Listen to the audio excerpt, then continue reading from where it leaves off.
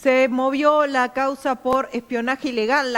De todas las causas de espionaje ilegal, hablamos de la causa D'Alessio. El juez de Dolores, Alejo Ramos Padilla, amplió los procesamientos del ex supuesto espía, supuesto abogado Marcelo D'Alessio, del periodista de Clarín Daniel Santoro, y retiene el pasaporte del fiscal Carlos Stornelli. Los acusa de integrar una asociación de espionaje ilegal paraestatal. Vamos a analizar esto con Rodis Recal, periodista de noticias y uno de los colegas que más ha seguido todo este tema. Rodis, buenas noches.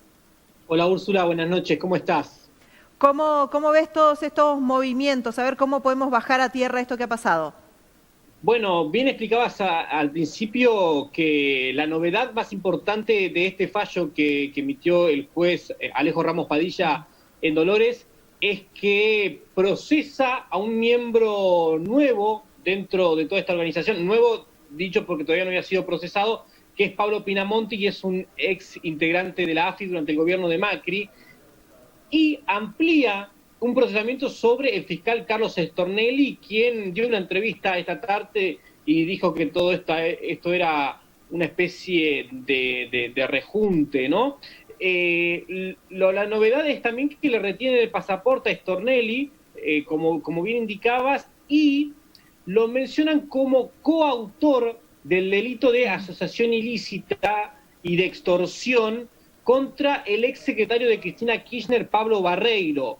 Recordemos que en este caso, el caso de D'Alessio, que tiene varias puntas, ¿no?, de líneas de investigación, una de las situaciones que se investigaban era la de la extorsión contra el exsecretario de Cristina, donde le prometían tratar de arreglar su situación, o si no iba a terminar preso. Tenía que tal vez pagar o conseguir algo de dinero para poder mejorar su situación judicial, que en esa situación los destinatarios supuestamente de ese dinero podían llegar a ser los jueces y el fiscal de la causa, que era la causa Cuadernos, en la que había sido detenido Barreiro en ese momento. Y el juez Alejo Ramos Padilla dice que de esta extorsión, Carlos Stornelli, el fiscal federal de la causa Cuadernos, era el coautor de esta situación. Es una acusación muy grave, y el fiscal ya apeló esta situación. ¿Podemos recordar lo que se involucra a D'Alessio y a Santoro, Rodis, como para tratar de traer un poco a la memoria cuál era el origen de esta causa? ¿Por qué Ramos Padilla se centra en ellos? El origen de esta causa nace a partir de la relación que encuentran entre el periodista Daniel Santoro de Clarín y algunos espías, ¿no? Y entre ellos Alejo D'Alessio, que era una suerte Marcelo D'Alessio. Disculpa, no escuché. Marcelo D'Alessio. Marcelo D'Alessio, que era una suerte de falso agente de inteligencia, se hacía pasar por agente de inteligencia, por abogado.